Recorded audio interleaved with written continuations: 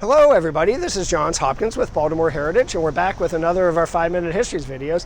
And today I'm in Mount Vernon at Charles and Eager Street, and behind me is a wonderful little Art Deco building that today is a CVS pharmacy, but for a generation it was Club Hippo, really at the heart of Baltimore's gay nightlife scene. I'm going to be joined in a second by a gentleman, John McLucas, who was part of that generation. But before I turn it over to John, let me just say a quick word about the building itself and about what was going on a little bit in Mount Vernon at the time of the Club Hippo. The building was built in 1930 by tearing down 2 historic row houses. I think if Baltimore Heritage were around then, we would not have been happy. But it went up as a neat little Art Deco building, and the business that was in it was called the Chanticleer. It billed itself as America's finest supper club. That might have been a tiny bit of hyperbole, but it did routinely have acts by people like Billie Holiday, Eubie Blake, and Dean Martin, so not too bad. As a small aside, the architect was a gentleman, a Baltimorean, named John Poe Tyler, who was a descendant both of President John Tyler and our own Edgar Allan Poe, so kind of neat there. The Chanticleer had a good long run up until 1967, when it closed for a couple years, reopening in 1972 as a gay nightclub, the Hippo. But Mount Vernon in 1972 was a world away from the Mount Vernon of the supper club era of the 1930s and 40s and 50s, when gay Baltimoreans would routinely be harassed on Mount Vernon Place for what was called cruising.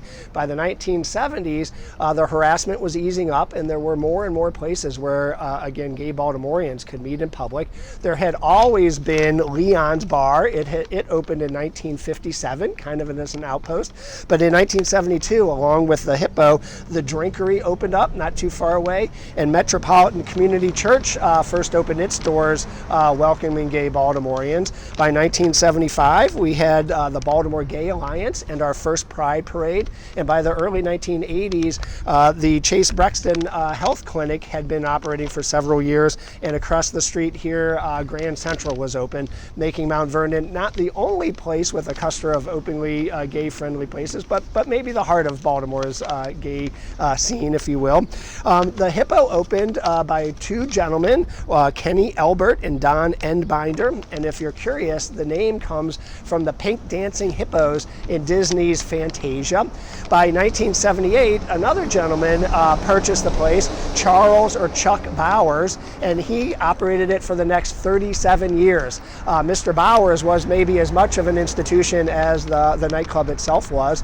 Over those decades, there were innumerable dance parties and bingo nights and drag shows, but the Hippo was also a place to come and get together and mourn lost loved ones, including in the AIDS pandemic in the 1980s. Mr. Bowers was a strong champion and advocate for bringing support to fight AIDS, including bringing in Broadway stars from shows like Cats, I think maybe ABBA, to raise money for the fight.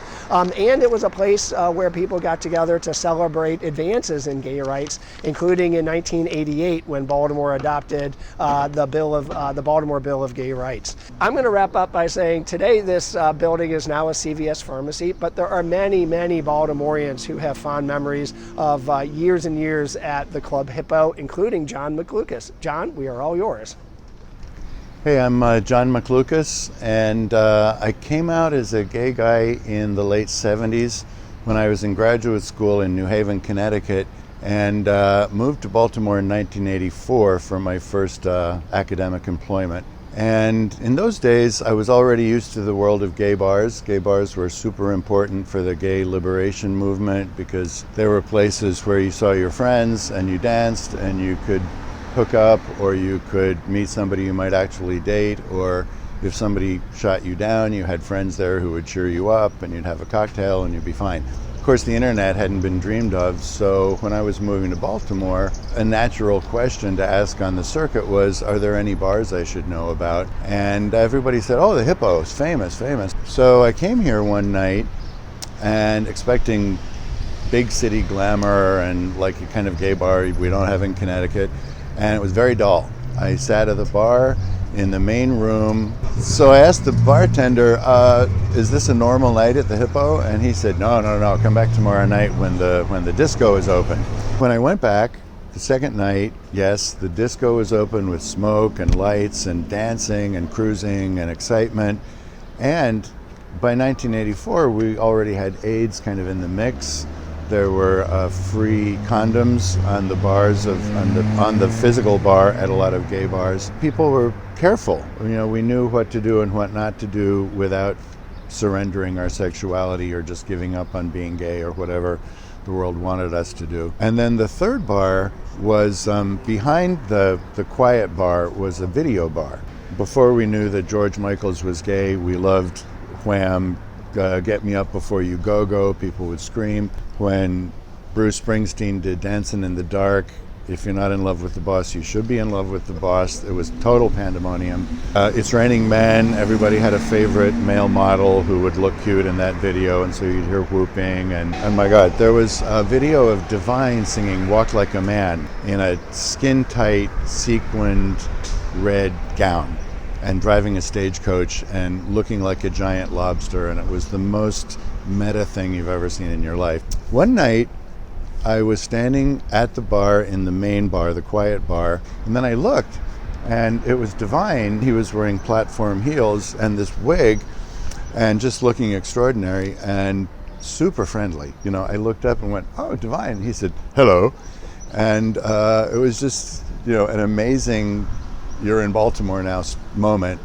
That happened fairly often. You would see Divine out and about, and it was fun. And once I remember RuPaul came and sang and danced in the disco, and he said, "And you know what, folks, you got to learn to love yourself, because if you don't love yourself, how are you going to love somebody else?" And it was just very kind of gay pridey in a great way.